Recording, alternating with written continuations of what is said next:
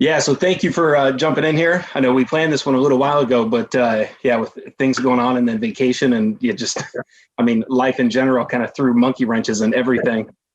Yep. So again, yeah, I think a lot of people will be joining in, but just in case people don't know, tell them who you are, what you do, and of course the channel name. Yeah, my name's Wade Thomas. I'm the owner of Black Tie Barn Candle Company. I feel like I'm doing an introduction for my channel right now on a video, but yeah, I run that Black Tie Barn Candle Company, and then I've been kind of helping other candle makers for quite a while now, and then just kind of jumped on the bandwagon here and started the YouTube channel not too long ago, just a few months ago, and that channel is also Black Tie Barn Candle Company. So sorry, hold on one second. My speaker's just shot. I can't hear a thing.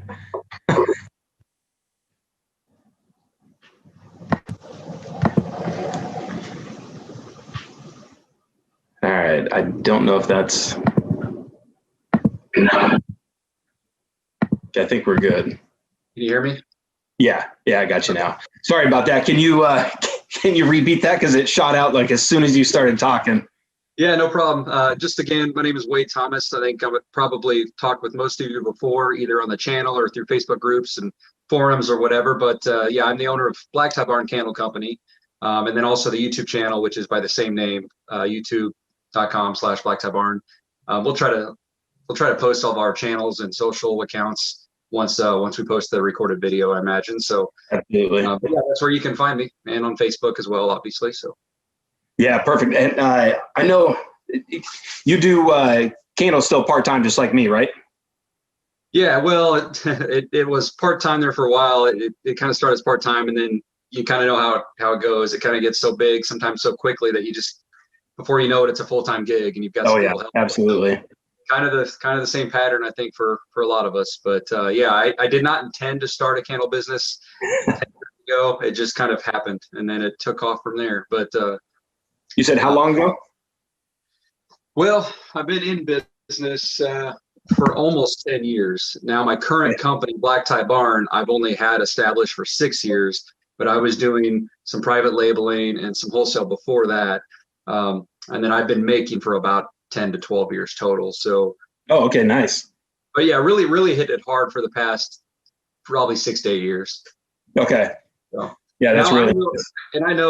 I know that everyone knows who you are, especially with this Facebook group and your channel, and that's where it's streaming to. But just in case, there's some people here that maybe don't know who you are from any of my channels or Facebook or Instagram or something. If you want to do your quick introduction as well.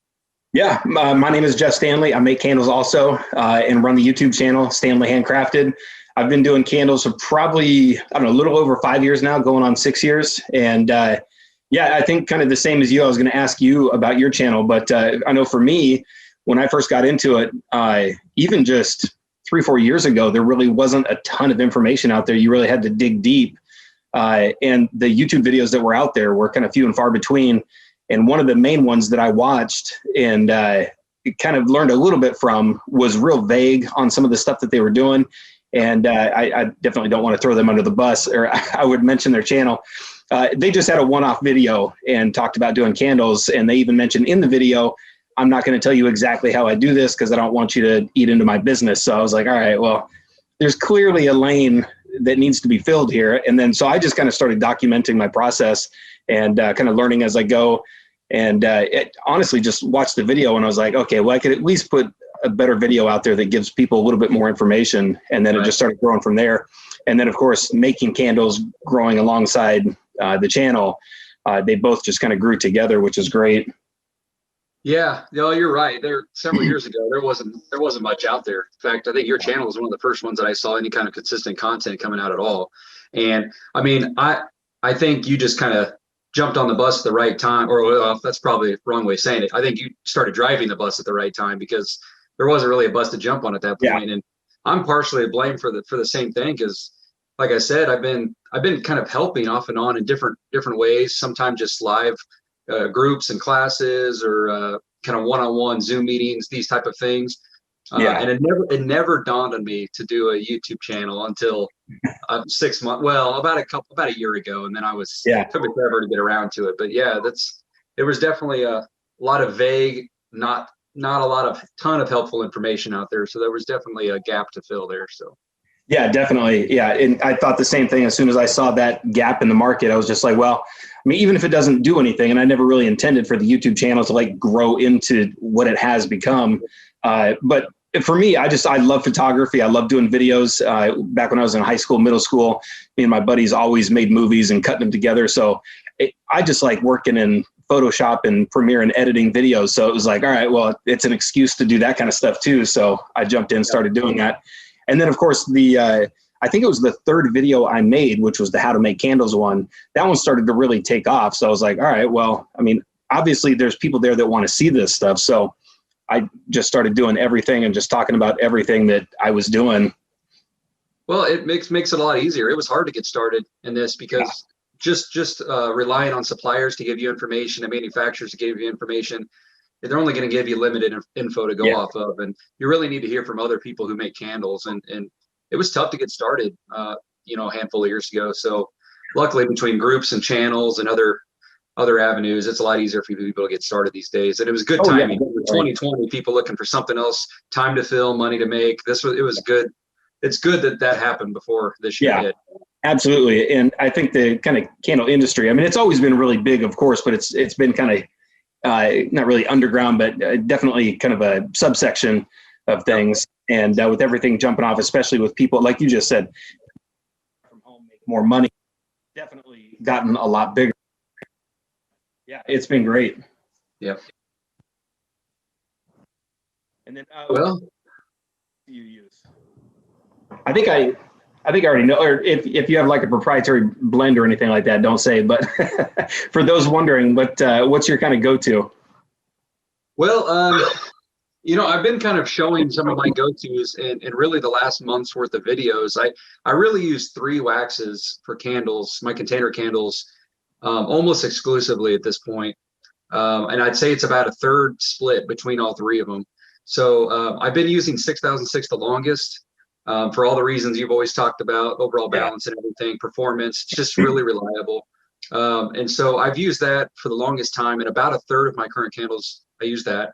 Another third is something I've really only been using for about 2 years, but it's quickly become maybe my favorite just because of how easy it is to work with. And that is your Pro Blend 600, which is very similar to your Joy Wax type of blend, about a 50-50 split there. Okay. And then I use another one from a company called Claris. I'm not sure if you're familiar with them, but they're out of North Carolina and Texas, and they have a product called Claris 3022, and it's the opposite of 6006. It's 70% soy and 30% paraffin. Oh, really? Okay. It's by far the best throwing soy or heavy soy blend that I've ever used. It can be tricky to work with. It does shrink quite a bit and contract, and so you got to really dial in the process and fine tune your whole process, but holds color, holds fragrance.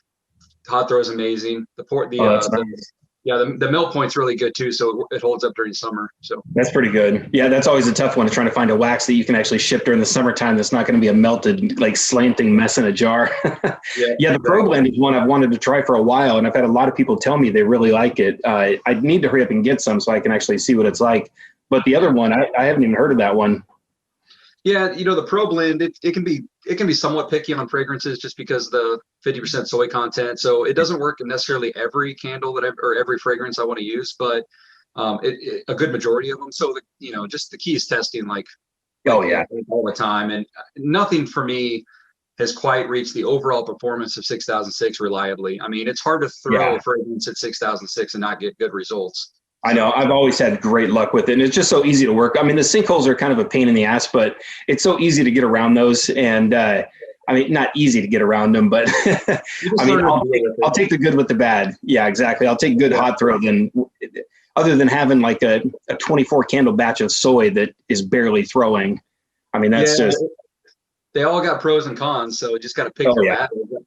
I'd put together this kind of tool that I built, spreadsheet tool that I posted on my channel a couple months ago that kind of lets all the candle makers choose, kind of weight what factors are most important to them. And then based off of that, then you can see kind of what waxes you might interest you. And Yeah. and so yeah, if you care the most about hot throw, I mean, a few of them jump to the top for sure. So Yeah. Well, that's the thing. I mean, hot throw is definitely my number one, but if I was going to go based off of that, I would probably lean towards the 4627. And that stuff is just, it's unbelievable. yeah, it There's is, but it still can like, also be a little messy to work with. well, So that's what I'm saying is, yeah, I mean, the hot throw is incredible, but that stuff is just such a nightmare to work with. I think the last bag of that I got, I went through the entire thing and it's so messy. There was probably still 2 pounds of wax in the bag that I just couldn't get out, or I wasn't even going to bother with it because it was it's such not a even nightmare. worth it. Yeah, you just toss it. No. Yeah, it's a And then, big cup of Vaseline. That's all it is. oh yeah, it's crazy. And then have you tried any of the coconut soys?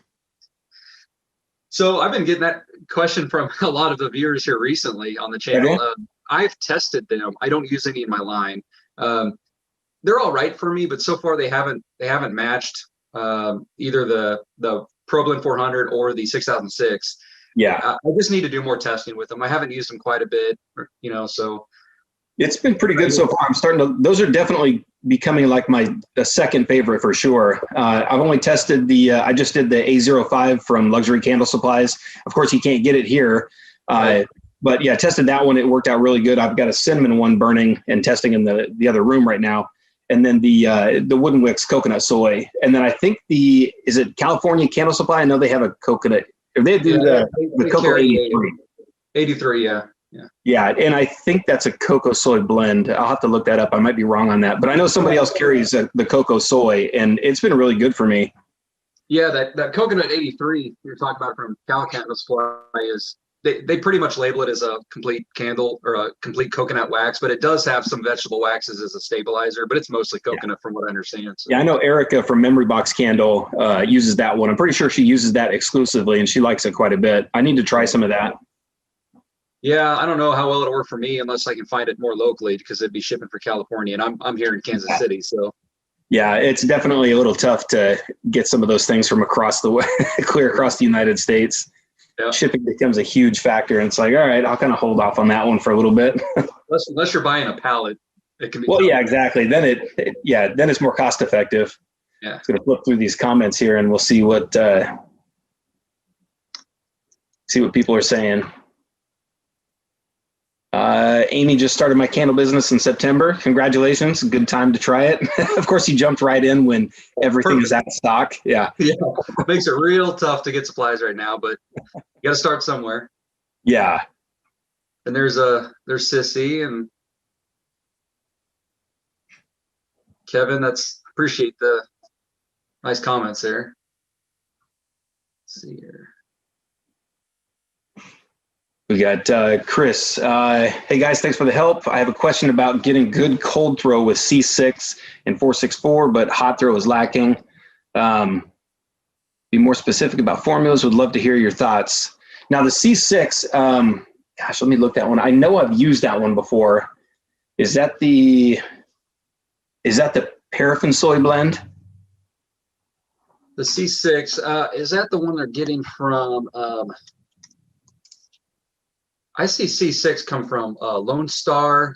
Oh, there we go. Yeah, Lone Star. I think it's a soy coconut. Yeah, I just put it up, coconut soy. I haven't actually used that one, but like I was just saying with the other two coconut soy blends that I've been trying, I've been getting really good cold throw and hot throw with those. Gosh, I have it sitting over here, but the cold throw from the A05, I've got one sitting over here and I can smell it from here. It's great. The hot throw's been pretty good. And I know for me, I've been using right at 8% with that one. Yeah, I mean, just to kind of follow up on that a little bit, Chris, your question is, the benefit of the coconut in those is coconut, to me at least, has performed a little bit more reliable. It's kind of like paraffin. It's pretty consistent with how it performs. Whereas soy can be very polarizing and inconsistent. Some batches were great, other batches not so much. And coconut just seems to kind of almost stabilize it a little bit.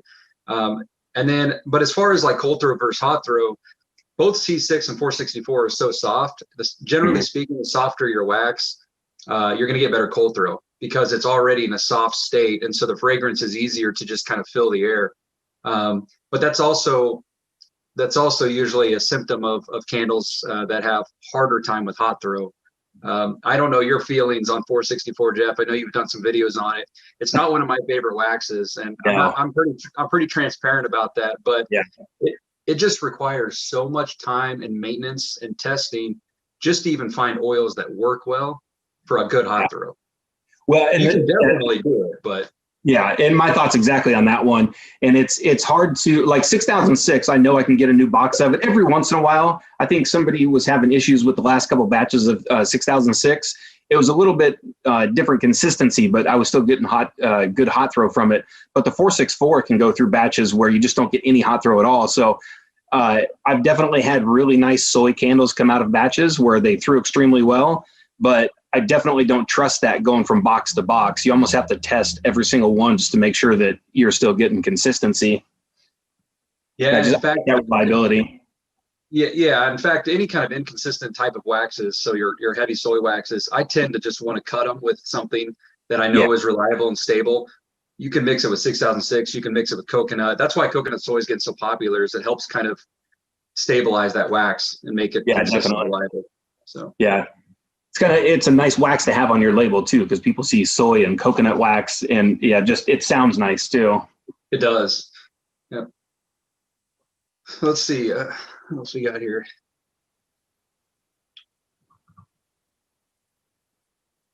Looks like Mrs. K. Henry started hers back in January, so luckily she was able to get started while you could still get some supplies.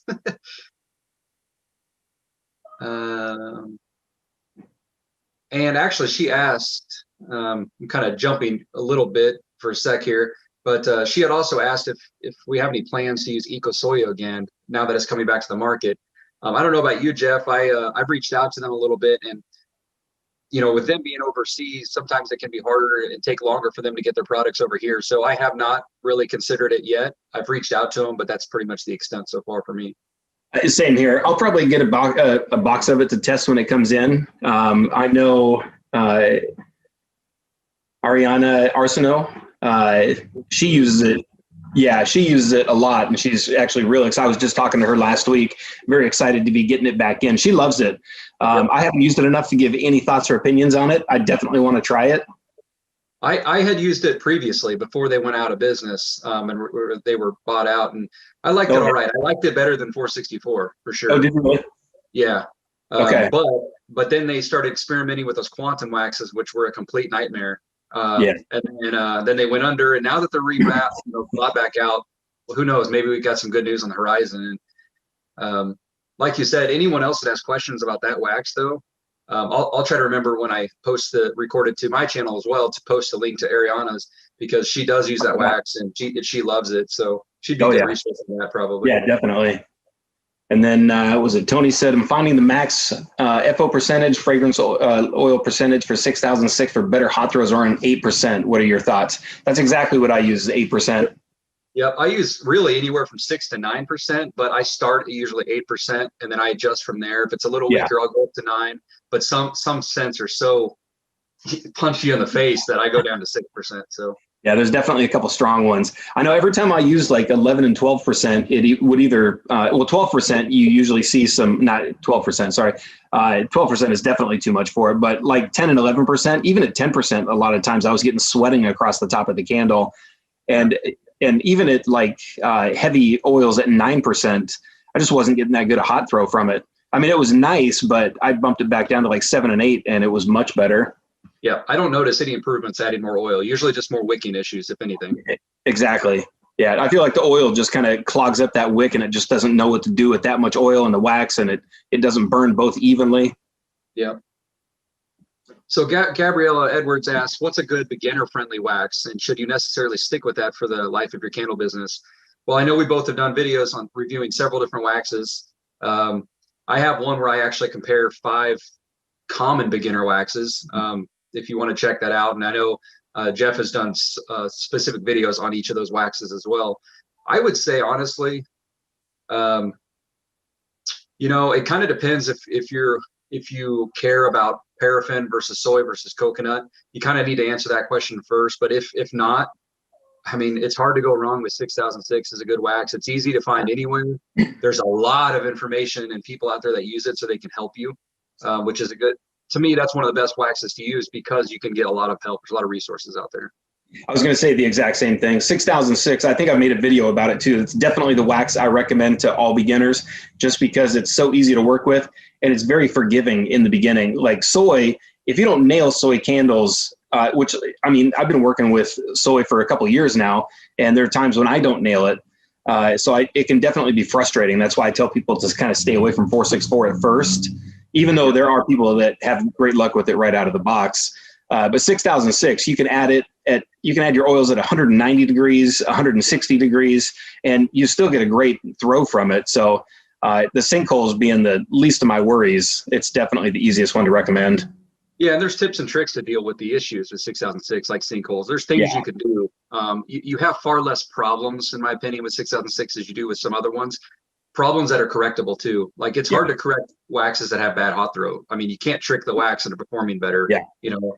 Exactly. But the only other one I would throw in there with 6006 would be the ProBlend 600, and that is because it's even easier to work with in the 6006. You just don't get sinkholes. You get great jar adhesion, all the things that everyone cares about early on.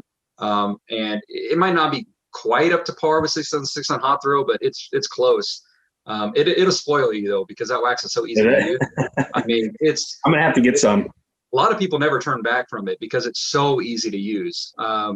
But to answer the second part of your question, Gabrielle, as far as should you stick with your first wax for the life of your candle business, I would just say it depends. If it works for you, I wouldn't be in a hurry to change. But I can tell you from personal experience, I now use 3 to 4 different waxes on a regular basis, depending on the purpose. But most candle makers start with the wax, and then as they evolve, they either change waxes eventually, or they at least start sampling others. You're always looking to fine tune your product. So, it's just kind of depend on how your business is transforming, really.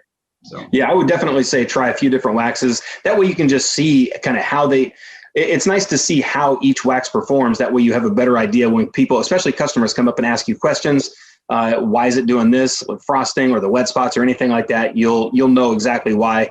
And just having just that real world experience. And like you said, it'll kind of nail down exactly what you want to do with your candles. And if you want to take it in a different direction too, because some people, the look of a finished candle between Soy 464 and 6006 are very different. And that kind of frosted, not really frosted look, but the kind of rougher top, I don't know how to, 6006 looks like it has a clean sheen across the top of it, whereas 464 looks dry. And that may fit the kind of style and aesthetic that you're going for. So I would definitely say once you kind of nail your candle, definitely, like you said, Wade, jump out, get a 5-pound bag of a different wax and see what you think. Yeah, I think that's the key part right there. The key point is don't overcommit yourself too much on the wax. So only buy enough to make sure you have enough to test with, but that you're not going in debt with the wax where you almost feel attached to it. Like you can't, like, you don't want to put yourself in a position where you feel like you have to use this wax now because you bought so much of it early on. Just test and get comfortable, and then kind of decide from there. Right after Gabrielle's question, Monica, I think is the username, asked if anyone has used the new HTPs. Well, they're not out yet for mass distribution, but I did post a video on my channel a couple weeks ago. I got my hand on some of the new ones that are being formulated or engineered. And so far, the testing is going well. I posted some early results. I'll be posting my second set of results here probably next week. It's good news. It's good news. I haven't found anything that even would require wick size changing so far. It's been, there's light at the end of the tunnel with HTPs. Now it's just a matter of how soon will they get them out for distribution to suppliers. Yeah. I've been checking in, almost probably annoying them by now with how much I'm checking in on it, but they're on their way, and testing's been good. So that's kind of all I can really say at this point. Because I can't wait to test them. I've looked at a few sites. I've got so many HTPs that I haven't really rushed out to get new ones. I do want to try them and get some testing done for videos. I know one lady in the group last time said that her company, I forgot what it is, and I apologize. She said that her company actually got some, and I should have got some from her at the time. I think it might be in the last video that I did. But she said they had some, but all the other sites, like you said, they're not even in yet. But I haven't been looking too much. I've been checking like Lone Star like once a week just to see. Well, it's all in who you know. I'm sure there's companies out there who have been able to get their hands on them, but Oh yeah. for the most part, they haven't been mass distributed yet. So let's see here. I'll let you kind of grab the next one that you see here. Yeah, I was going to say there was one just above that. Let's see if I can find it.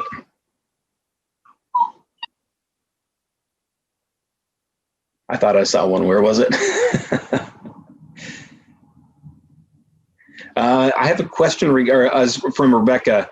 I have a question regarding fragrance throw. Is it true that not all fragrances can work with the type of wax of your choice, or is the performance of the fragrance completely reliant on the type of wick? There are definitely oils that work better with certain waxes. Now, you can definitely get a little bit of a hot throw from some of those, not bad oils, but some of those weaker oils with kind of wicking. Wicking is going to come down to everything.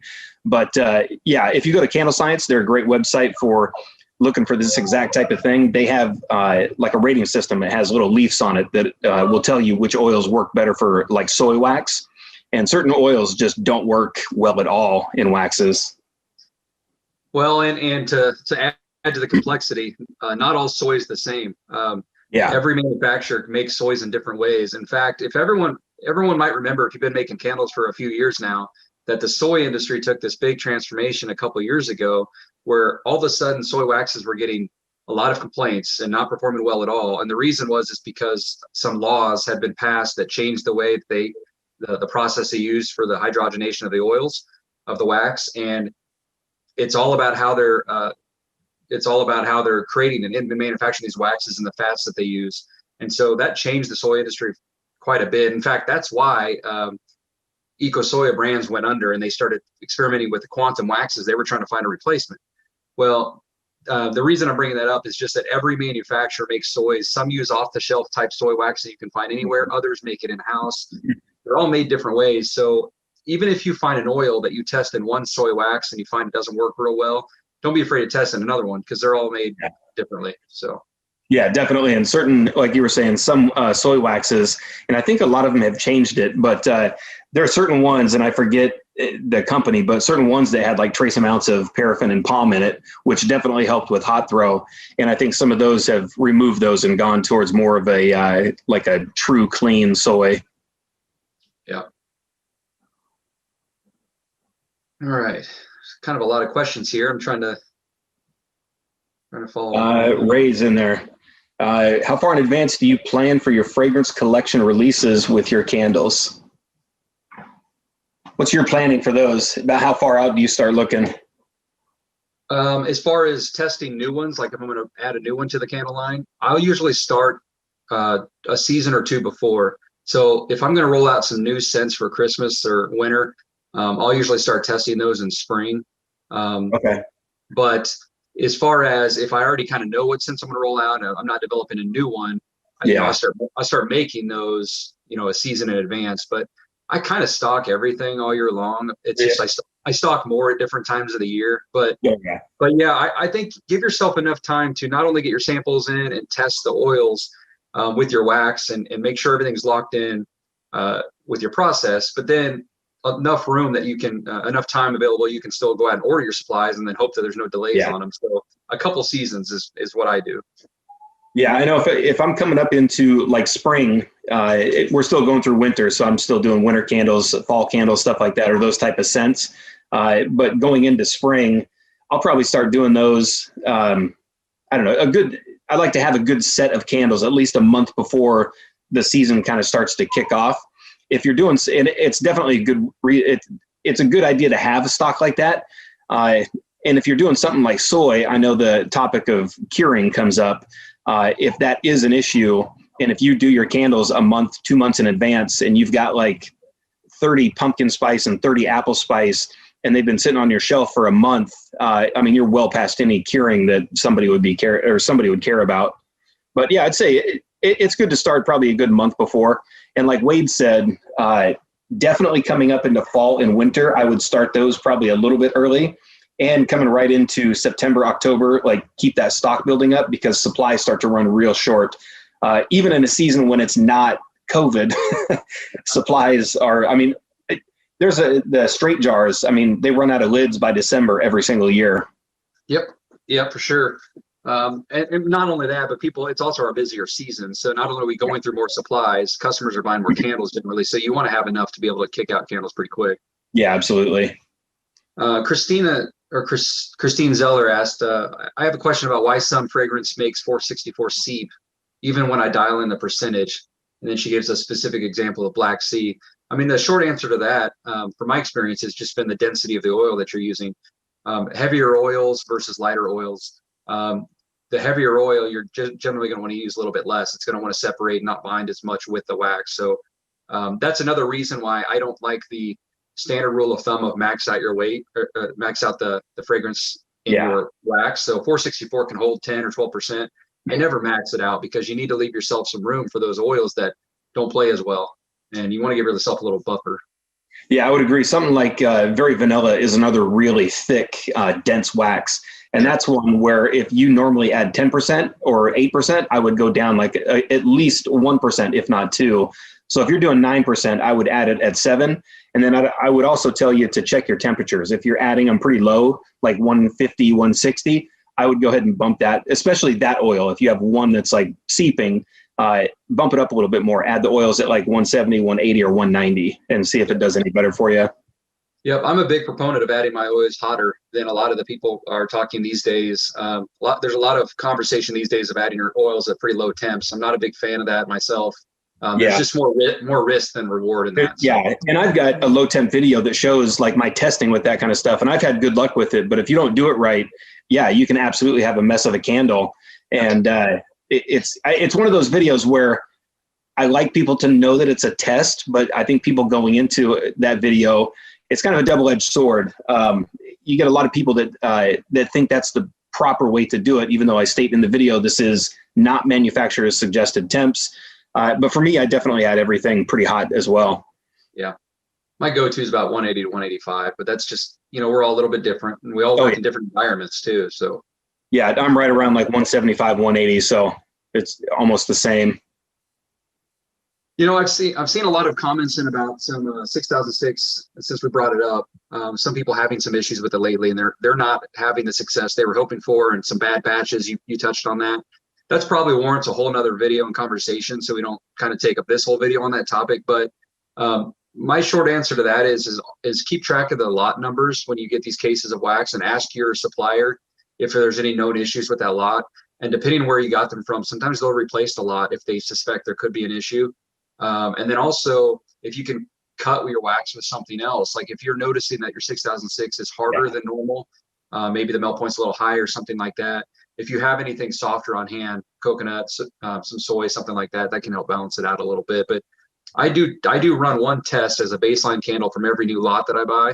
And I did a video on baselining wax for that exact reason, because the manufacturers and suppliers won't tell you this, but well, they will if you ask, but they don't volunteer it. And that is, there's an acceptable level of variance in their waxes on each lot. So they can vary by a couple points on the congealing point, on the melt point, all sorts of things, the density. And so as long as it falls in that acceptable threshold, they can still supply it. And it can be enough for us to still maybe change wick size by a size or two. So just kind of know that, and consider testing your new lots of wax every once in a while. Yeah, I would definitely agree with that. And we were talking about 4627 earlier. If you've got a bad batch of wax, especially 6006, since it already has paraffin in it, if you've got some 4627, throw like a pound or two, or like 10, 15%. And that will definitely help with hot throw there. It's going to make the candle a little bit softer, but I mean, you can offset that too with a little bit of 4625, but I mean, not everybody's going to have 4 or 5 different waxes on hand. Exactly. Yeah. Yeah. If you do get a bad batch, like Wade said, definitely test like a candle or 2 right out of it. And then if you know the batch is bad and it's just not throwing well, definitely get a mixer. Yep. And it's been rare, but I've seen 6006. I think I've gotten 2 boxes out of several years of buying boxes. That the consistency has been real noticeably different. Yep. I've had a few of those as well, but You just cut into it and you're like, wow, this is much harder than it normally is. Yeah. Someone asked about mixing 450. I think it was 415 with 6006. And if it's something you can do, yeah, you can blend really any waxes you want together. It's just about testing and making sure it's going to work for the results that you're looking for. When mixing waxes, it kind of depends on what you're going for, but most people start at like a 50-50 and then they adjust up and down from there.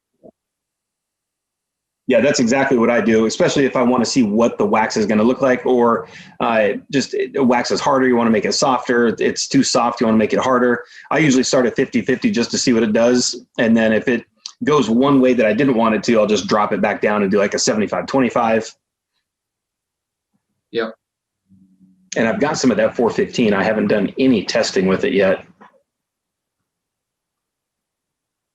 So looks like the Sissy Silver asked how long you cure your candles. It kind of depends on the wax you're using. I mean, it really depends on the wax you're using. If I'm making 6006 candles, by the time I've even got them out to the order to ship, that's good enough curing. 6006 doesn't need very long. And even for testing purposes, I wait a couple days at the most. Pretty much the higher the soy content, the longer I let it sit and cure. But for the most part, by the time you've made your candles, you've set long enough, you've trimmed your wicks, you've labeled them, they sit on a shelf for a day or two, or you package them off and send them off to your customer. By the time they get them and burning them, they're already cured. That's the way I look at it. So same here. And especially like you were saying with soy, the higher the soy content, I still do make some soy candles, and I maybe let mine sit 3 to 5 days. And if I know I'm going to ship them, I might, like you said, I'll ship them out on the 2nd or 3rd day. And then by the time they get to the customer, you're at 6, 7, maybe 8 days, depending on where they are. And it's more than enough cure time for me. Yep.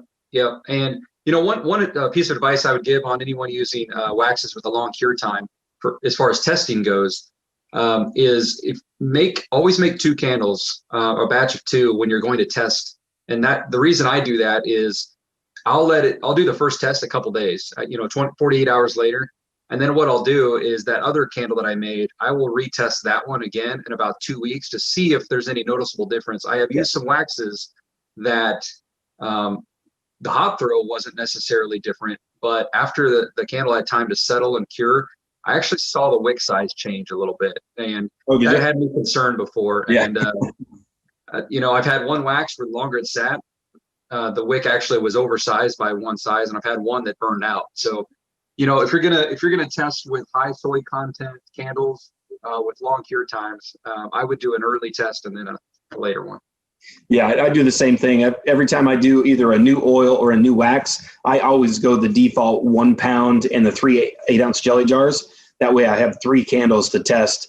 And then I do that too. I'll do 3 different wicks in those. So if I know the wax and the oil combo, I'll put 3 different wicks in there if I just want to test wicking or like a new wax or something like that. But if I'm doing, like you said, like a new box that comes in, I'll make the 3 of them and then burn those at separate times. One like 48 hours at 1 week and then at 2 weeks. Yep. So I got a question from our Organic Lawn and DIY Warrior asking how I came up with my candle company name. Well, just to save some time on here, I'll just I have a video on my channel that I'll try to link to. I think it's called like How I Got Started or Origin Story, something like that. It's kind of a long story, so I'll just point you to that video. It's kind of an entertaining, funny video anyways. So, but check that out. It's kind of hard to explain it in a quick answer, but so yeah, I'll defer you to that video for now. So somebody said, what's a good wick for a 16-ounce jar using 6006 wax and 464 wax, having trouble getting a good melt pool? That's a tough one. If you can answer again, what diameter, what size, that could be a few different wicks. If you're using 6006 and 464 together, again, I still like the HTP. The CDs work really well also. For a 16-ounce candle, yeah, again, I'd have to know the diameter to that one. That's a tough one to kind of throw out there. Yeah, because there's some 16-ounce candles that are just taller but the same diameter, and there's also wide mouth ones. So if it's the wide mouth, we would really need to know that. You might end up having to double wick that one. Yeah. If it's just the taller version of the smaller mason or smaller jelly jar, then I probably start with like an HTP 93 and then see how that goes and adjust from there. Because you're adding some 464, you might have to, I'm not as familiar mixing those two waxes together, but I would say 93 would be a good place to start. I would say that too. The 93 or the 104, depending on how wide, and the 16. Like I have these right here. I have some of these, and then I've also got the status jar, which is actually a little bit bigger. The 93 works perfect in this one. And then I got the tall 12-ounce status jar, and that one is bigger than this one, so I put the 104 in it, and the 104 was so overwicked that I had to go back down to the 93 on that one. And I think it's just because it's so tall, and once it starts to burn down, it really heats up on the inside, so you don't need to wick as big. Yep. Yeah, that's a good point too for anyone that's super new to testing. Make sure you test your candles all the way through. Sometimes they'll look great towards the top, and you feel like you got it dialed in. And before you know it, about 2/3 down the jar, it's burning way too hot. So I don't shoot for a 1/4 inch full melt pool in the first burn. I think generally if you do that, you're going to be overwicked. So that's just kind of the way I approach it. But just as long as you test all the way through and you know how your wax performs, that's the safest route to go. Yeah, I think a lot of times, I would echo that. I know when my first, probably my first 1 or 2 burns, I still like there to be a little bit of wax around the edge and not get a complete melt pool on that. Definitely not the first burn. Yep. Yeah, I like to see a full melt pool on like I don't know if you're doing like a 3-4 hour burn test, first, second, and then kind of middle way through the second, maybe closer to the third burn, getting that really nice full melt pool. Yep, exactly. And the exception to that would be your double and triple wick candles. Those are meant to get a faster melt pool just by the design of the candle. Same with your wood wicks. So they'll generally get almost, if not a full melt pool in the first one with wood wicks as well. They just have wider flame profiles, so it's not uncommon. Yeah.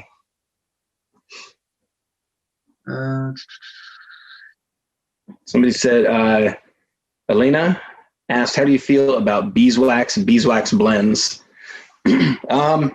I'm not a huge fan of beeswax, and I will say I haven't used it enough to like really fall in love with it.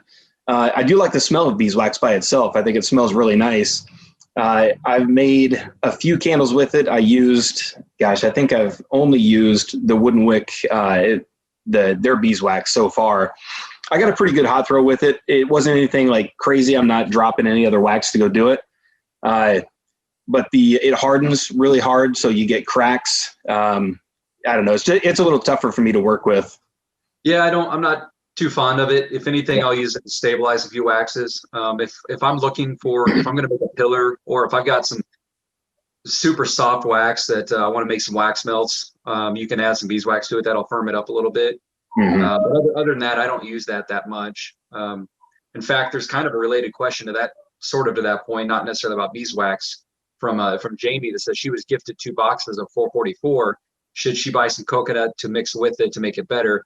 And kind of what I just brought up with the beeswax, it depends. If you make wax melts, Jamie, 444 does pretty good wax melts, just because it's firmer than your 464. So if you make wax melts, you could use it for that. But if you do want to use it for candles, I would suggest probably mix it with some coconut wax or even some 6006, something like that. I would definitely mix 444. You said 444, right? Yep. Yeah, I would definitely mix it. I know for me personally, when I did some testing with that one, I wasn't a real fan of the way it kind of hardened up. It's real cratered tops, looked like asphalt up on the top, get a little bit drier. But if you were to add some coconut oil or coconut wax, and then even like Wade said, 6006, you can definitely kind of clean up that finished look of it a little bit. I've seen a couple questions to try to consolidate this into one question about using 6006 for melts. I know people do it, and some people have great success with it. I'm not a fan of using it for wax melts. It's just a little too soft and gooey for me. It works fine. It performs great. It's more about the messy residue that's left either in the packaging, or if you're using like clamshell packaging, I should say. Yeah, it's terrible. Yeah, like if you're using like little shots, milk shots, that's different. Yep, exactly.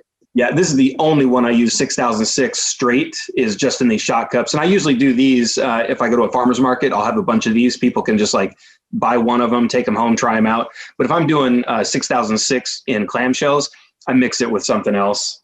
Yeah, a good mix is mixing it with 4625. So if anyone that's looking for to make some melts and you have some 6006, 4625 is a hard pillar wax. It's a paraffin wax. You don't need a ton of it. I think my favorite ratio is about 25% on that. It makes a really great throwing wax melt and a great texture for wax melt as well. It looks nice too. It does. Yeah.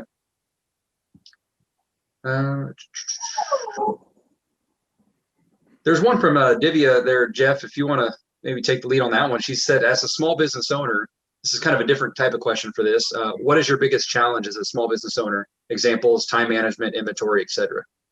Oh, for me, it's time management, and that's in life in general. I have so much I want to do. Like tonight, I wanted to get a video done. I knew I was doing this, and then I also have a couple candles I need to finish up. So it's like, all right, which one? I don't need to do a video tonight, so I'll hold off on that one. Definitely wasn't missing the live, so I know I'm doing this one. And then once I get done with this one, it's like, all right, do I want to spend the next 2 hours like making candles? And then, of course, the next day, if I don't make candles, I'm like, God, I should have made candles last night. Definitely time management. And I still work full time in IT, and then I do all this on the side. So time management for me is a big one. So I definitely, if I was going to fix anything, it would be that. Yep, I would 100% agree with Jeff. And I think anyone that gets into this full time, especially if you do anything else on the side, it's time management. I've got 3 little boys running around the house too. So I've got a lot on my hands. I'm actively involved in a lot of different things. And so I'm with Jeff. I use some project management applications to help me out, track everything I need to do on a kind of a daily basis, weekly basis, monthly basis. This time of year is the worst because you're trying to tidy up inventory and get ready for taxes and all that. And so this part of the year is really nuts, but 100% agree that it's time management. And my advice is to keep things simple at first. And don't try to overwhelm yourself. It's a good way to get burnt out, and it'll happen to everyone. It used to be inventory and materials and tracking and all that for me when I first started, because I dove right in and was ordering pallets from day one. It was a mess. Oh, yeah. But I use some software now. I did a video on it on my channel that has really helped with that part of the process. It still takes a lot of time and work, but at least it's organized now. But that's been my business lifeblood for a while. But it's time management, man. Yeah, time management. And then after that one, especially in the beginning stages, I would definitely say, I would echo Wade and say inventory management. Figure out what you want to do. Inventory management and money management is definitely a big one. Don't go out and buy. Well, I mean, if you know you're going to do stuff and you know you've got the sales to get the pallets. But if you're starting out in the beginning, I would say get your 1 or 2 jars that you're using. Definitely stick to that. Don't go overboard with stuff that you want to do. And that's where my head gets big and my eyes get big thinking about all this stuff. And I did that in the beginning, probably the first year. I think I ordered like 10 different jars and then quickly realized what I'd taken on and ended up sticking with 1 or 2. Yeah. Yeah. Yeah. I definitely overstretched myself for a good portion of time there. Oh yeah. Somebody else just had one too. Marta, have you come across a wax that you couldn't wooden wick? I use a very soft rapeseed and coconut wax. Can't seem to find a wooden wick that would burn well. Eco and many other wicks work great. Yes, definitely. There are some waxes that wood wicks just will not work well with. They'll burn. Sometimes they go out. 4627 again is one of them. I've had terrible luck with wood wicks and 4627. They just don't want to work together. Yeah, waxes that are too soft, wooden wicks act kind of strange. ProBlend 600, I have some wood wick candles in it, and they were great. And then other oils in that same wax, they're either overwicked or they drown out. So wood wicks in general are tough. They can be very, very inconsistent. They're not engineered the same way that cotton wicks are.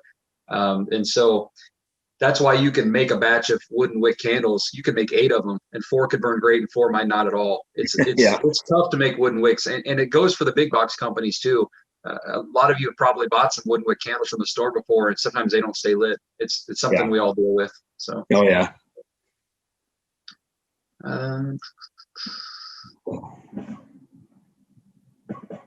see. Jacqueline asks, are there any ways to get certain fragrances to smell stronger? She has a couple fragrances, and the ones she gives as examples are cinnamon, vanilla, hot buttered rum, and salted caramel that she gets very weak throw with, even if they're trying to use Vibar. I know my immediate response to that is cinnamon vanillas are I use them as kind of baseline oils sometimes, but they're also can be very challenging to wick because they're very heavy oils. Yeah. And those sometimes require a lot hotter flame to get those to get a good hot throw. But it really depends. We kind of probably need to know what wax you're using too, Jacqueline, and your jar. But it usually comes down to wicking with those. If you're using a wax to throw as well, generally. Yeah, definitely. I would say the same thing. I'm not sure what oil percentage you're using, but definitely alter that a little bit. If you're using 10, go down to 8. If you're using 8, maybe try 6, especially with the oils that you just mentioned. Like Wade said, those are very dense, very heavy oils. And then I would definitely try the wicks also. If you're getting good hot throw from some other oils in your same wax oil combos, if you're using like a CD or something like that, you might try like a CDN or an HTP just to see if it throws better with that oil. You know, that brings up a good point too that I like to give as good advice to new candle makers is there are thousands of oils out there, fragrance oils. And so sometimes we get wrapped up in a certain oil that we bought. We try everything we can. We're doing, jumping jacks and rain dances, trying to get oils to work well in certain waxes. And sometimes, no matter what we do, it's just not in the cards. And the best solution instead of driving yourself nuts is scrap it and get a new one. Try another from another company. Try other oils. Don't feel kind of tied to that one oil because it will drive you nuts. They don't all work great for everyone in all waxes. So definitely. Yeah, and trying oils from different companies is a great way to find out what you like and what company you like.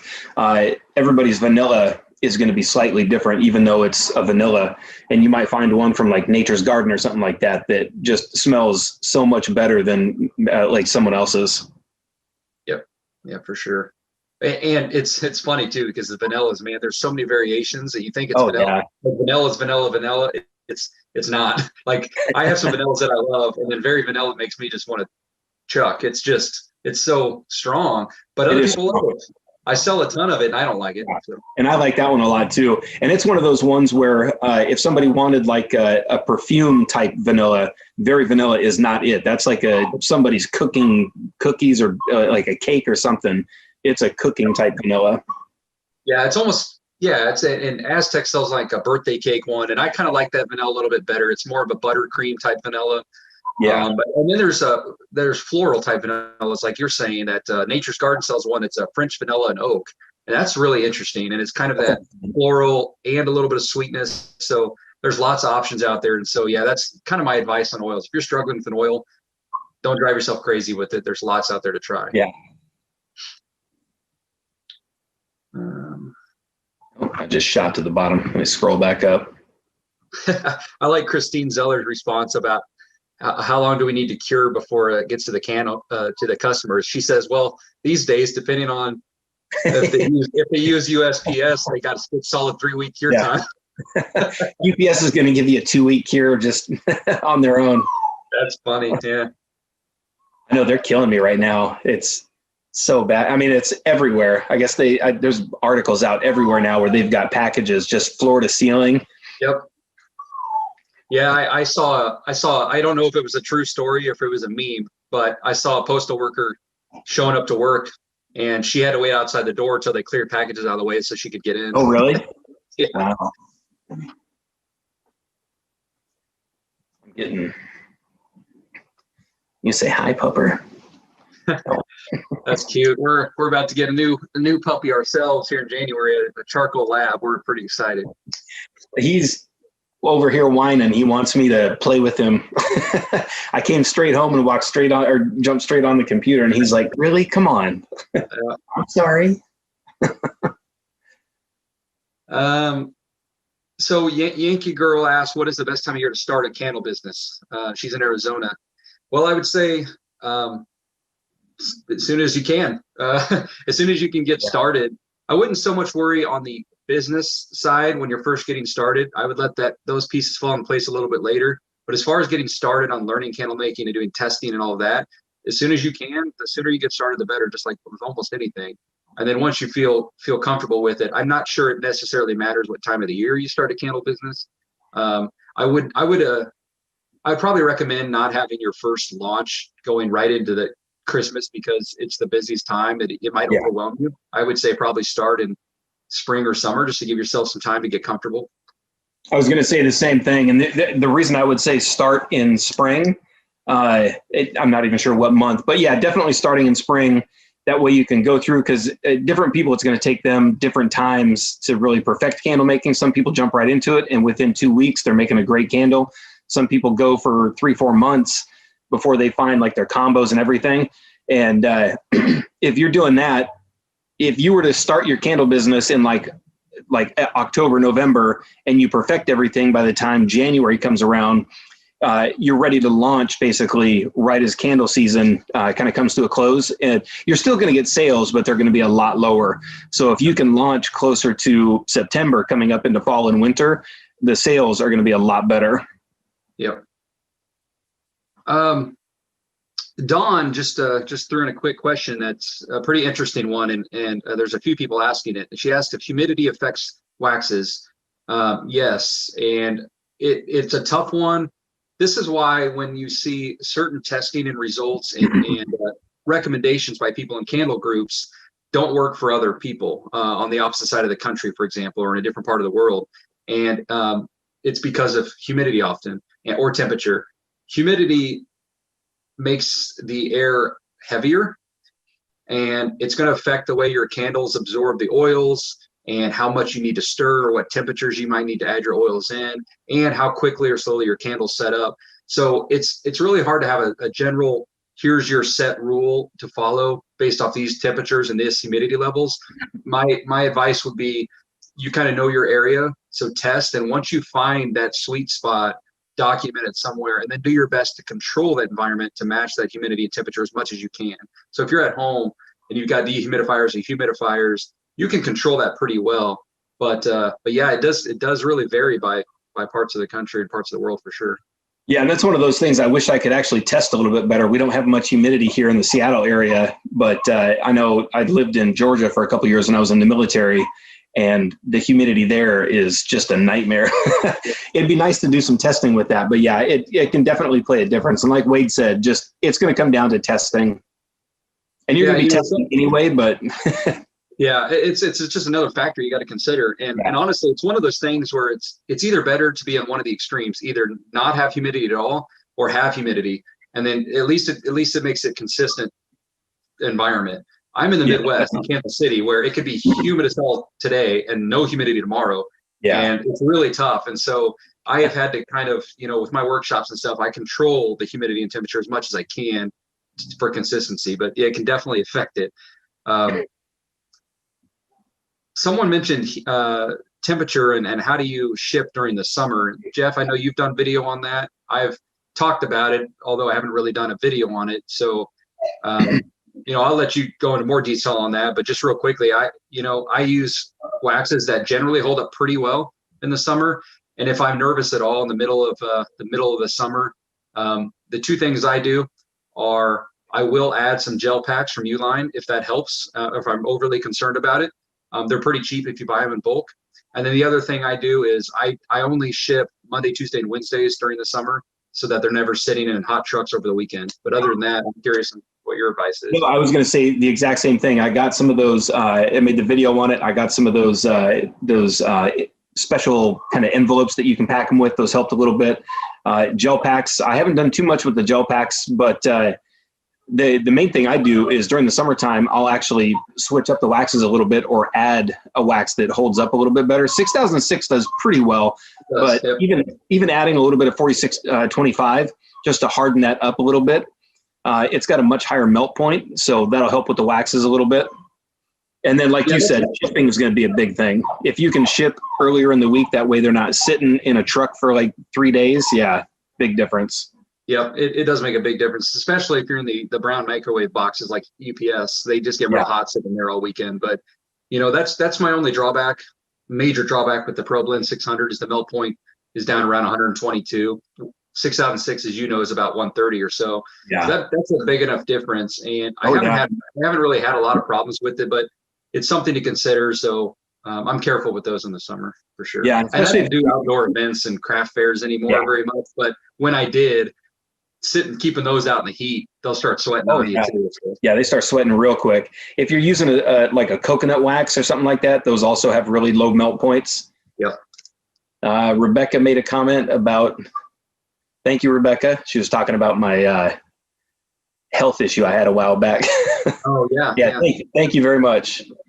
And then there was another one just above that. Oh, have you guys had any trouble with HTP wicks having a dancing flame? Yeah, definitely. If you're having dancing flame, I would look at your oil percentage, and you could possibly have a wick that's just too big. Yep. Yeah, and I was going to touch on that too. Well, actually, real quick, Scarfinger Hoodrich said,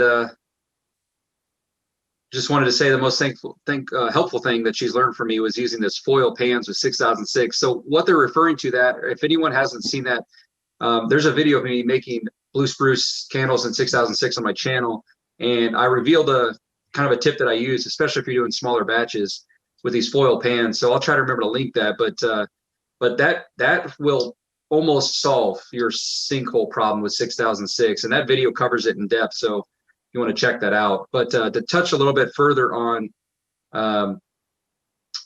Jeff's point about actually, now I lost my train of thought. What were you talking about there, Jeff? Oh, the yeah, and the dancing flames of the HTP wick. Yeah, it's I find it to be less to do with the wicks than I do the wax and the oils. Like Jeff said, try changing your percentage of fragrance oil. But here's another thing that I think it's kind of a myth that wicks should be perfectly up and down centered and never flicker. That's kind of a myth. I mean, candles are little bitty combustion engines, and there's a lot going on in jars. It's bringing oxygen in, it's burning, it's sending carbon dioxide out. There's a lot going on inside of a candle, and that airflow that's happening, that's competing airflow in a jar. And that's why you'll see flickering happen even more further down in a jar. Honestly, I wouldn't let it worry you so much. In fact, a lot of people like the flickering. I mean, there's fake candles made to flicker on purpose. My only thing I would say is if your flickering is causing a lot of soot and smoke, that's something to correct. If it's just dancing a little bit, I wouldn't be concerned. Yeah, exactly. And especially if the flame is small too, and it's just kind of bouncing back and forth, perfectly acceptable, very normal. If it's like an inch tall and flicking around, definitely look into something. Oil percentages and wick size for sure. I've seen Jacqueline, I think, asked a couple times if anyone uses 1285, IGI 1285, and I forgot the other one she mentioned.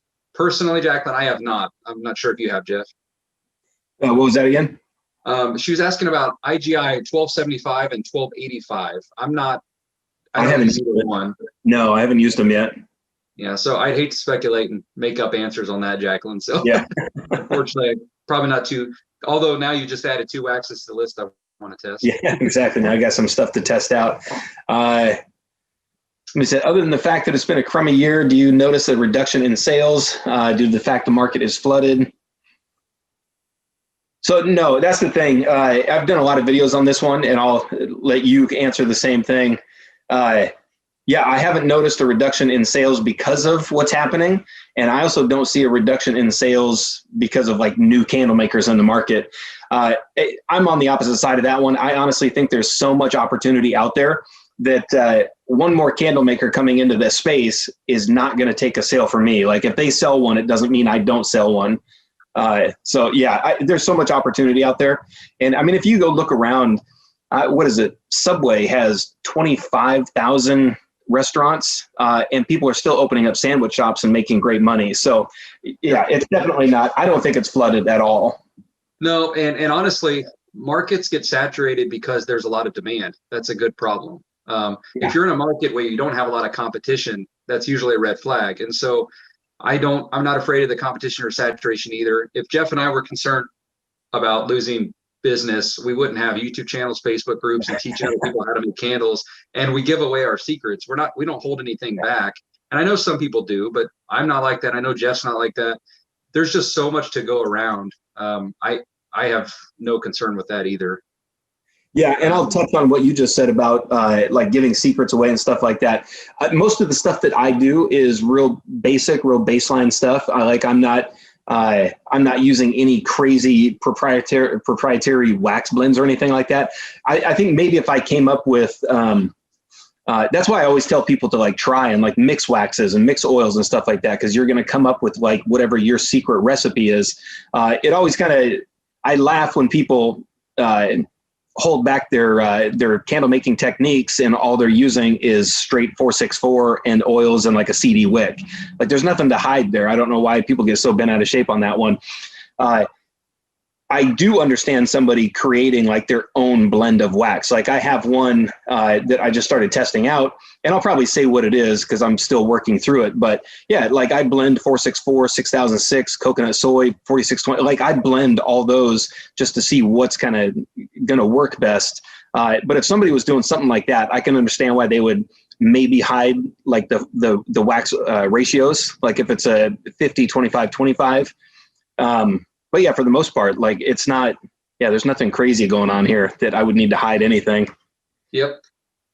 Yeah.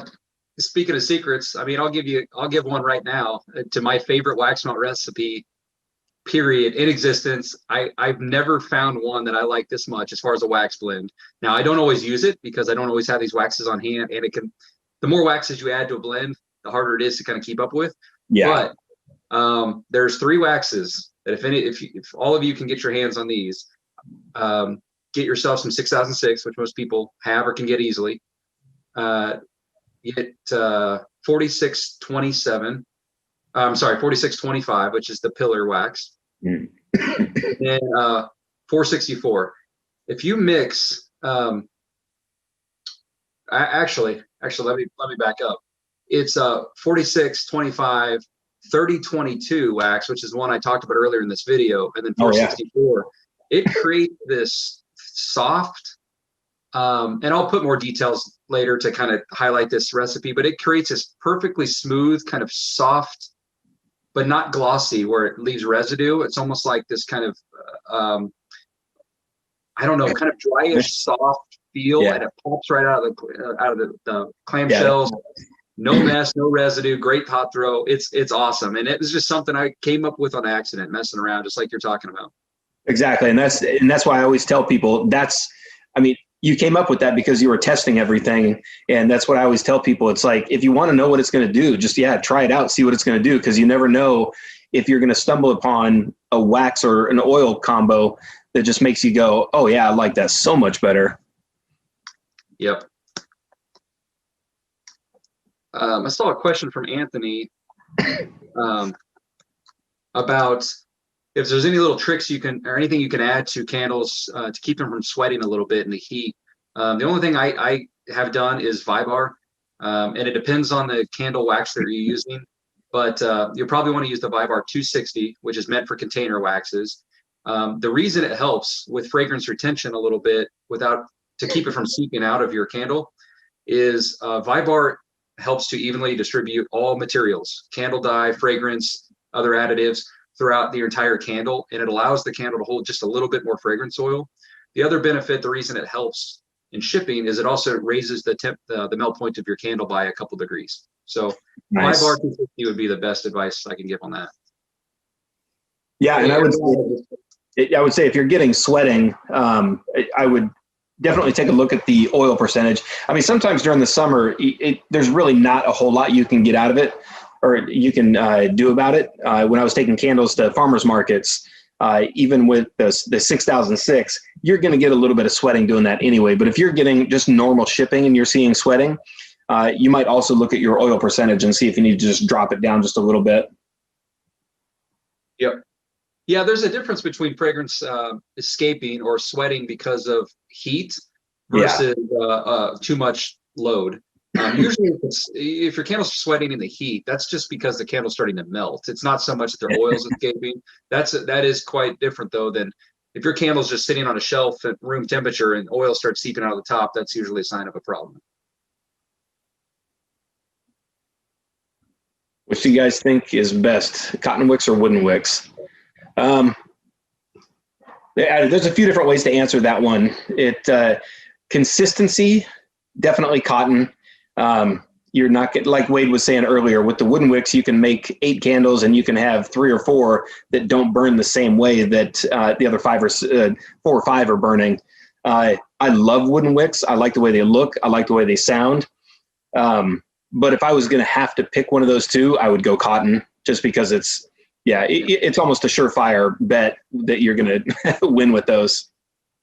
Yeah, my answer is very similar. I use wooden wicks for one reason and one reason only, and it's to fill that jar size that's in between cotton sizes for me. So my standard jar, like my 9-ounce straight sided jars, one sec here.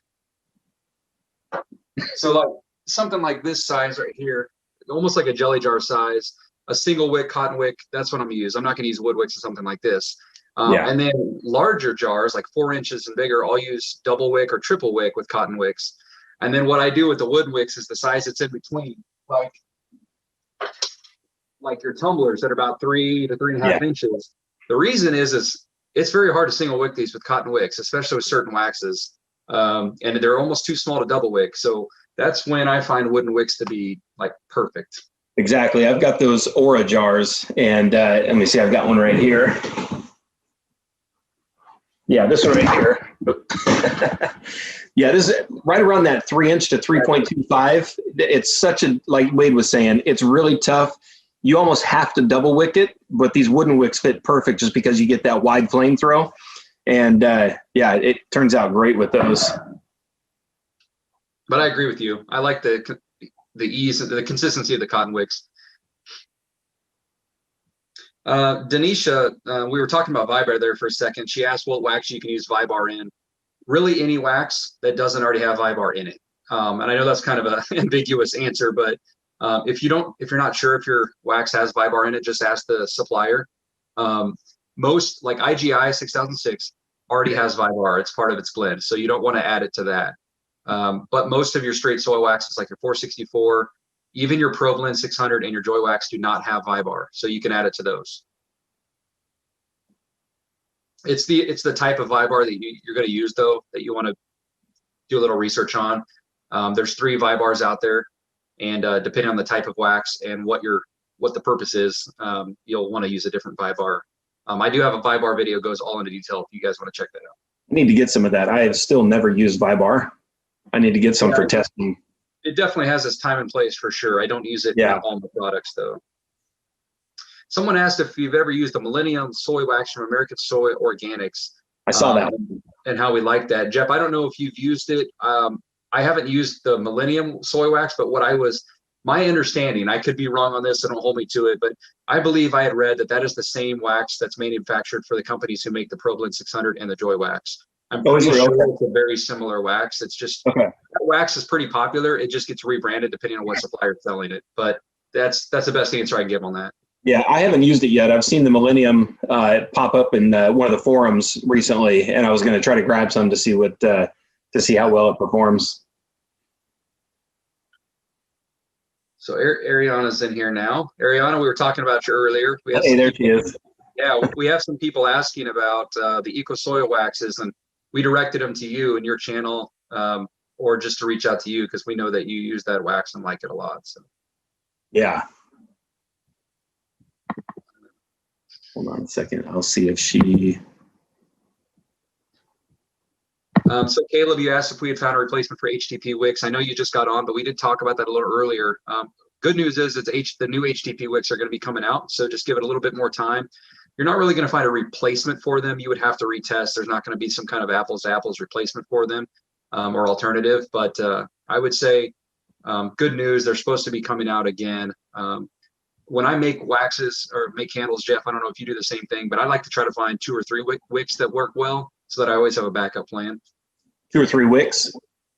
Yeah, I'll have my kind of go-to wick and then a backup one. So yeah, absolutely. Because I mean, this situation right now with the HTP wicks, if I didn't have a big stock of those, I'd be scrambling right now to try and figure out a new wick to kind of be in the interim between the old and the new ones coming back in. But yeah, I definitely try to at least keep like a CD that I know will work in the same jar.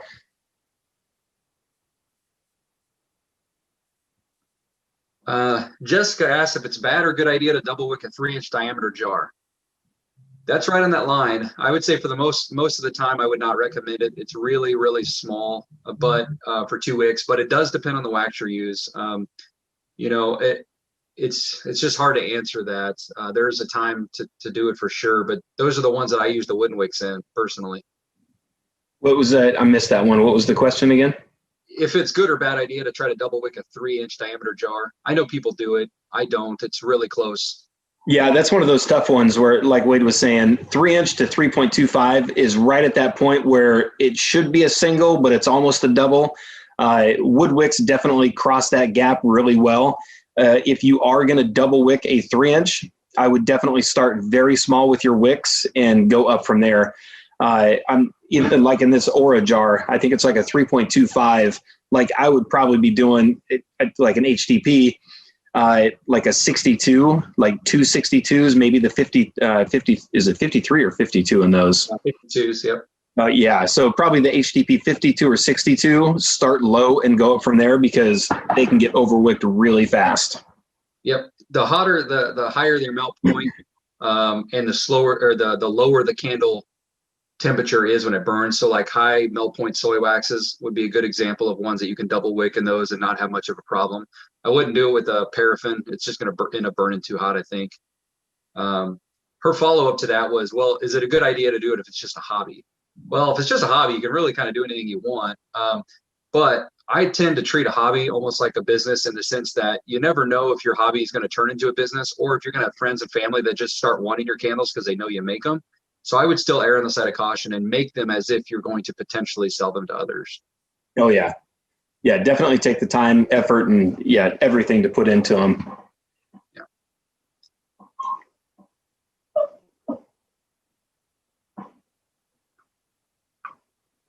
Any others there that you're seeing you want to grab? I just kind of been bouncing around there. Yeah, I'm scrolling down through the bottom of them now. I think all the ones I was kind of rolling off were the bottom. So. Before this dog like drags me by the by the shoe to take him out. What do we have? You know, Zena, we touched on this a little bit, but Zena Moore asked, what wicks should you use for 6006? As Jeff and I was talking about earlier, there's too many other factors to answer that really directly. We kind of need to know your jar diameter size. But for the most part, Jeff and I both like HTP wicks in 6006. I've also had good luck with Premier 700 wicks and zinc core wicks. Yeah, some people go. Sorry, go ahead. Oh, I was going to echo the Premier. Yeah, those are really nice. Yeah, I like them. They don't lean as much as the HTPs, which is nice. Although I still think HTP, I'd probably lean toward them for 6006 over the others. They're pretty consistent, which is nice. Yeah. But you can also use CD and Eco. I'm not a fan of either of those in HTP wicks, but I know people use them. For me, they burn a little too hot and the flames get a little too wild and smoky for me. But you can use them if you want to try them out. Yeah, I've had decent luck with some CDs in different waxes also. The Ecos, I've never been a huge fan of. I need to test them a little bit more, but other wicks have worked so much better that I just kind of stuck with those. Yeah, I only like the Ecos and CDs in the hit my camera there. I only like the Ecos and CDs in soy waxes like 464 or heavy soy blends.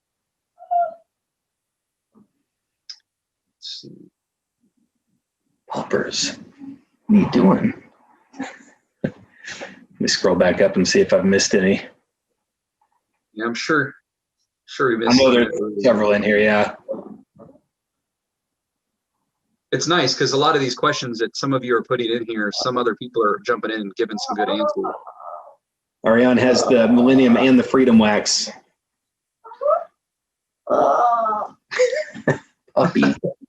So couple nice just feedback comments. So I appreciate all of you with all your kind comments. You know, Marta said, thank you so much. You guys are do a great job together. Yeah, I mean, I think Jeff and I have been kind of knowing each other now for a little while in the candle industry and been trying to do this for a little while, but you know how things are, our schedules are nuts. And you know, Jeff's over there on the West Coast and I'm here in the Midwest. So that's 2 hour difference. That can make things challenging sometimes as well. But yeah, Yeah, definitely. Thank you, all you guys. Elena said, what are your favorite fragrances? I know Jeff does not like patchouli. Let's be honest, not many people love patchouli. Yeah, well, and around here, it's such a big seller that I have to make it. That and Nag Champa. I mean, if I don't have Nag Champa, 20 people will ask me for it at a farmer's market. And it's like, all right. Yep. Yeah, we make what sells, not necessarily our favorites, Somebody's sticking up for, my girlfriend's in here now. She's sticking up for Ollie. That's funny. I don't know if I personally have a favorite. I don't like bakery scents as much. It's just too much sweetness going on for bakery scents for me. I prefer the woodsy ones, outdoor ones. Your birches and your firs and your pines and things like that. That's just what I like. And I live out in the country on this property, and I just like that kind of natural smell. But again, I don't make what I like. I make what sells and what other customers like. Strangely, for 3 years straight, my number one selling fragrance was hazelnut coffee. I don't know why. Oh, really? But 3 years straight. Now it's been replaced by several by now, but it just comes in waves. It's really interesting that kind of what sticks for a while and why. Yeah. My favorite is definitely cinnamon. It's always been my favorite. It's a very basic one, that's why I'm glad I make candles now, because most companies, when I didn't make candles and I was buying, or my ex was buying them, it was always mixed with something. It was like an apple cinnamon or a cinnamon cranberry or something. And I could never find a straight cinnamon, but yeah, definitely one of my favorites. I love a lot of the food type ones. Banana nut bread is also a really nice one. Yeah, it's one of the ones I like the best. Yeah, that one's really nice. Sea salt and orchid, I love. Yeah, I sell a ton of bakery. I would say they probably sell just as good as everything else. Oh yeah, I can only smell too much of food cooking before I want to just go eat. So I know. Plumeria is another nice one. I'm actually a big fan of florals. A lot of people don't like them. They get real perfumey. There's definitely some ones that I won't do. I love the smell of rose, but I'm not going to burn it. Plumeria is a really nice one. Certain lavenders are really nice. You were talking about cinnamon there, Jeff. I'm with you. I liked a lot of cranberry cinnamons, apple cinnamons, and so I was kind of on a hunt, and I never really found a complete pure cinnamon that I like, but I found some that are mostly cinnamon. I don't even mind red hot cinnamon or whatever it is from Candle Science. I like that a lot. But Harvest, if you haven't tried Harvest type from Nature's Garden, it's mostly cinnamon with a little bit of clove. It's really? One of the best I'll definitely have to get that. I know, actually, one of my favorite scents, and Candle Science discontinued it, and I need to get it. And I found a company that has it, but I've got to order it in like 5-pound barrels. Is the Spice Market that Candle Science used to have. Yep. That was easily one of my favorites. Definitely a huge seller too. Yeah, and that's the one they discontinued about a year or so ago. A couple years ago. I think it's been a couple years now. Yeah, and I emailed them on that one. Yeah, and at that. Yeah. That was easily my biggest seller for the first couple of years. I was really disappointed that they lost it, and I think other companies probably have it. I just don't know what they call it. Yeah, they all name it something a little bit different. Yeah. But that one was like a really good, well-rounded fall, winter type scent, because it had like cinnamon, it had clove, had a little bit of orange, I think, in it. But really nice. You mentioned patchouli as kind of a joke, but anyone else in here that kind of doesn't really like patchouli but wants to sell some type of patchouli, Aztec Candle Supply has, or candlemaking.com is their website. Hit or miss, I'll be honest, in my opinion, but they've got one called Peaceful Patchouli, and it's just kind of this light patchouli, and I don't know what else it's mixed with, but I actually like that one. So anyone curious on a patchouli, want to try that one out. I do like Dragon's Blood, which has patchouli in it, but it's so faint in there that it's good. But Dragon's Blood I do like. That's one of those fragrances I was talking about earlier that I got to use 6% on. It's so strong. Yeah, that one is definitely strong. Divya, hopefully I'm pronouncing that right. Asked if we warm our jars before we pour. It depends for me. I don't know what your process is on that. I never do. Yeah, I mean, the only thing for me, it comes down to time. I don't want to spend 20, 30 minutes, 15 minutes, whatever it is, heating up jars and then taking them out, transferring them from like a baking tray to the table, when all it's going to do is potentially help wet spots that are still going to happen when you send them out in cold temperatures. Yeah, yep. I'm not going to waste that extra time when it's something that could still happen. Yeah, pretty much similar answer. When I started candle making, I tried it as a little quick fix to issues that, some people deal with early on. But my general advice when I'm talking about candle making processes is I don't like to do anything that's not scalable. If I'm going to have a hard time scaling this to larger batches, then I'm not adding that, because it's just, I want it to be repetitive or be able to be repeated. Yeah. And I'm willing to bet anybody making 100 candles is not heating their jars. No, there's just no way to keep up with that. No. It would slow down production too much. Yeah. But I know why people do it, and I know that it helps. So my advice would be what someone commented on a tip that I gave in one of my videos about these baking trays. Yes. That kind of eliminates the need for heating your candles. Yeah, that would be my advice. And it's just these aluminum baking pans. It's in my 6006. Actually, I use them in a lot of the videos on my channel I posted recently. But that'll keep the jars warm, and you can also pour them in the box they came in. Yeah, I was just going to say this one right here. So this is one-way 6006. When you're pouring your jars, pour your jar and then put them right back into the box and let them cool in the box, and it cools them slower, and you'll get far less sinkholes and better glass adhesion. Now for me with 6006, when I do this, and I've done it for testing, I still run a chopstick through or a skewer to make sure there's no sinkholes anyways. And a lot of times I've found even doing it with this method, you get better glass adhesion, but there's still little small sinkholes in the middle of it. So definitely kind of be aware of that. But yeah, cooling them in the box like that is a great way to kind of let them cool slower and get better glass adhesion. Exactly. And it does help with the sinkholes too, although there still could be some, but it mitigates them a little bit. But that's a really good piece of advice that just wanted to reiterate that Jeff just brought up. Get some wooden skewers or something, and I do this on almost all candles, is poke little relief holes around the wick, 6 or 8 little holes with a skewer or whatever you have, and do that about, I don't wait till it's fully hard to do that, but until it's almost solidified, a little soft still, just get your heat gun or whatever and fill it back in. That will solve your sinkhole problem, because otherwise, you don't always know that sinkholes exist, and then your candles could drown out later, and you'll get customer complaints about it occasionally. You're like, I don't understand. They look fine when I sent them out.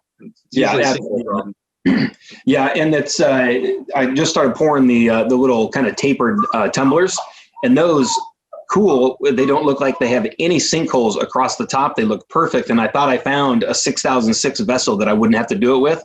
But of course, like Wade was saying, I run a skewer through every single candle when I do 6006, and every single one of those, once I got the chopstick like halfway down, it dropped, and you could feel the sinkhole in the middle of the candle. Yeah.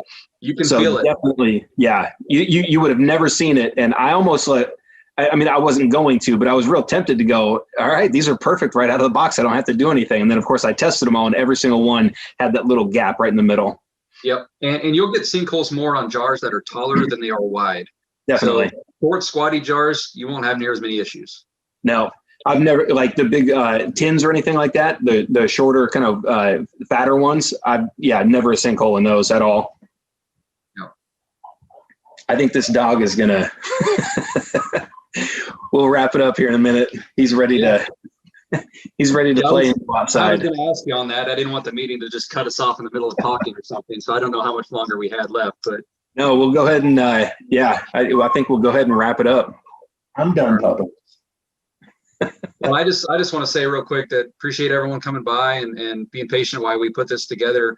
I don't want to speak for Jeff, but I would definitely like to do some more of these in the future. So absolutely, yeah, definitely. Jeff wants to do it, we can kind of make it a semi-regular thing. It'd be great, because there's some questions we didn't get to, and I know there'll be a lot of people that weren't here on this one that will be on future ones. So yeah. And I'll definitely try to go through, and I think Wade will do the same. I'll try to go through my channel and his channel and try to answer a lot of the questions that didn't get touched on. But yeah, I definitely want to jump back in here. We'll do a live again, and yeah, we'll start answering a bunch more questions. Sounds good. Yeah, that's perfect. And thank you for jumping on. Yeah, we'll schedule the next one. Yep. Thank you as well. And hopefully you can go get some other stuff done now that I know you rushed home just to get this going. So I appreciate that. And again, thanks everyone. And we'll, yeah, thank you everyone for showing up. To make this a regular thing.